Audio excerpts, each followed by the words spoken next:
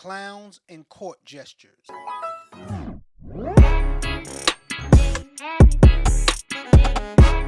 Welcome back to Book 5, the channel that helps you live a more holistic life. This is your host, Jay Is, and today we are going to continue our discussion on the black male image, state of crisis, more specifically, the image of the clown comedian Jester. Now, this image is the most popular out of all of the aforementioned images. And when I say popular, I don't mean uh, the most known, I mean the most accepted. Uh, and what's interesting is when you find these characters, um, they all share similar traits, right?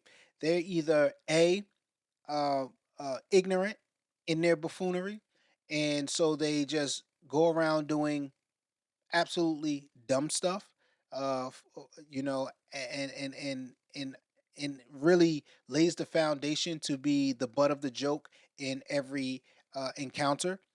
B, the character is well aware of their buffoonery and they just embrace it anyway to be accepted and liked by society to disarm society against them, or or they are products of single mothers when you look at this, right?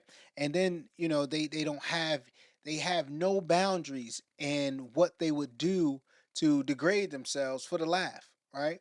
And these characters really permeate throughout, throughout our culture. And even, I would say, I would slide in there that these comedians, because sometimes they could be they could be in serious roles. However, the way that they go about life is laughable because they're shiftless, right? They shiftless. They're not doing anything to work towards any real goal or really any means whatsoever. And these images are very detrimental. And some of our most famous known men are comedians, right? And they are some of the most well paid entertainers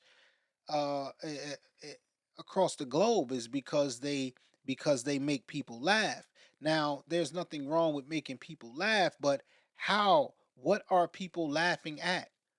What are people laughing at when our comedians or characters are being displayed in this way? I remember my children used to watch a show called Lab Rats. I want to say it's on Nickelodeon or Disney. I can't really remember.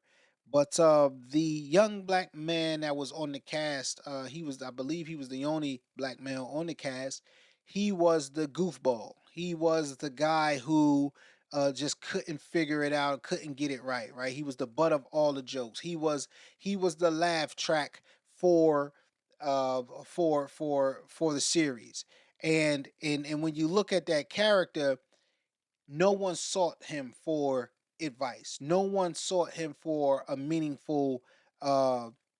a meaningful end. When he did create meaningful ends, it was almost he stumbled across it. It was not deliberate. Or his plan was so wacky that it just might work. And then just on a, one of those, once in a million chances, his plan actually worked this time. So they'll throw him those uh those episodes. But everybody around him was way more capable than he was. He was just the butt of the jokes, right? And you have these characters that come from these single parent.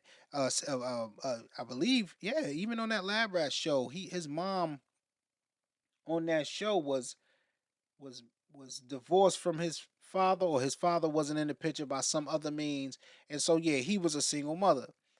Even, even the show Martin, right? Love the show Martin and everything, with the and how iconic it was. But when you go back to that, I think he was also a single mother. He was also a product of a single mother household.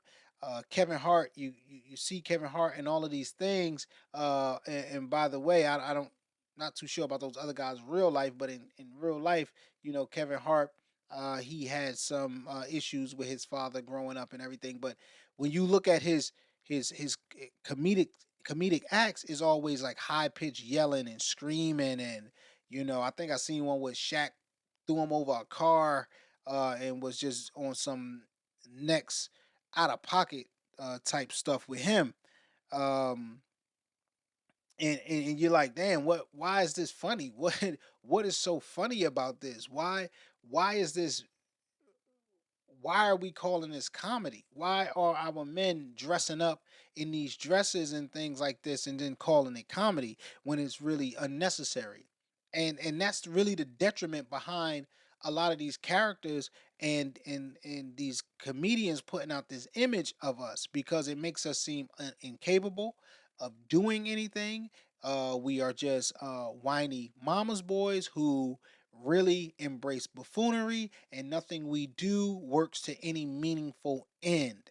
And that's really the crux of all of these comedic characters, man. Even like I said before, even when you do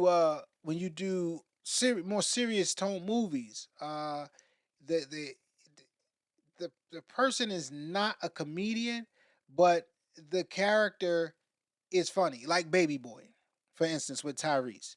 Baby Boy. Even though that movie had some serious um, uh, themes in it, where there were problems in our community that really needed to be addressed, is many times in that movie where you just laugh because it was so damn funny.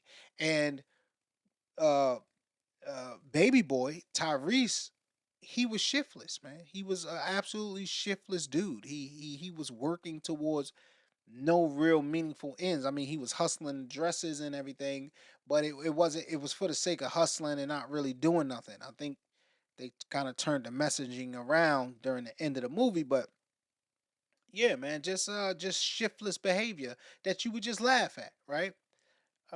Even when you get outside of the movies and you get out again going on when you get outside of talking about comedians, you have rappers like the baby when he first came on the scene. They had this man uh, wearing a diaper. He was doing shows wearing diapers, doing um, publicity events in diapers, and while in a diaper, reciting degrad degrading lyrics to our community. So when you really start to look at that comedian thing, it is really disturbing. It is really disturbing. And it's like, okay, anything for a check, anything for a bag, anything for whatever. It's whatever. Just give me the money, and we supposed to accept it because you did it for the money. Now, while you have the money and whatever you did with your money is fine, but the longer lasting effect, and this is really my point. This is not a snipe on their career. What I'm speaking about today is the effect that those images leave behind and what that imprints in the minds of those of us in society, whether we be a part of that group or outside of that group. Okay.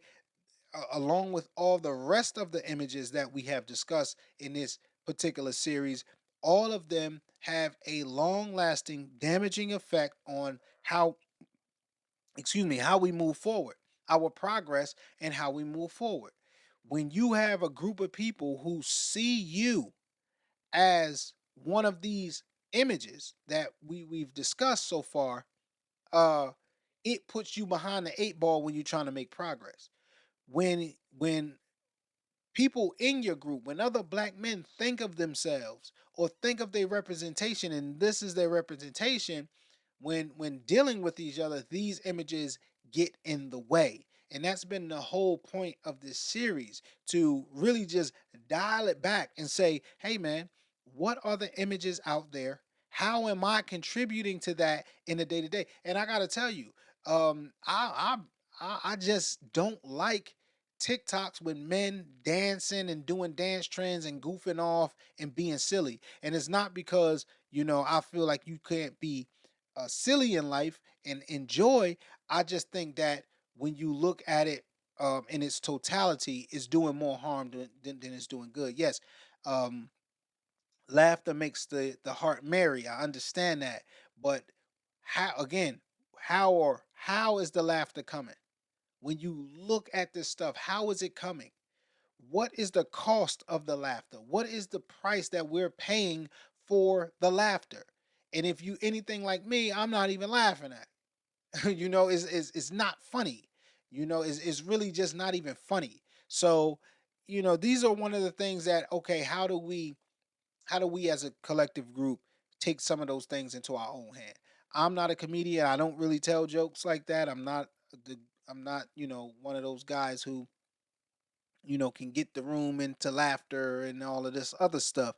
But for those who are, thinking about, what your content material is, thinking about what the long term effect of that is, and then kind of adjusting that content to, take away from that and to support a better image. And then those of us who are not in the industry or comedian, um, we need to have a more seriousness about us, right?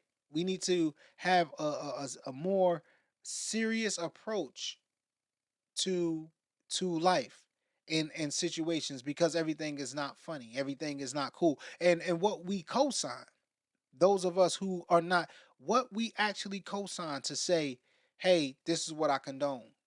These are links of quote unquote funny things that I'm sharing and pushing out there, right? It's just high time for us to take some of our image back. Okay, take some of that image back, take some of that responsibility and power into our own hands, and change the dynamic of what we're putting out there, right? Is because nobody else is going to do it for us. Nobody else going to do it. And I mean, and that's just the bottom line. Nobody is going to do it for us if we don't do it. So that's all I have for you on book five. Our sponsor, our sponsor scripture of the day is Matthew chapter 11 and 16. That's Matthew chapter 11 and 16. I also have a bonus scripture for you, which is Luke chapter 7 and 32. That's Luke chapter 7 and 32. So Matthew 11:16, Luke 7 and 32, right? Just dialing in on that thing, we have to look at our circumstance and realize that image is important moving forward, and we have to put our best foot forward to um, restore a sound image for our community, for our people, and for ourselves, really. And that's all I have for you on Book 5, the channel that helps you live a more holistic life. This is your host, Jay Is, and I catch you next time in the book club.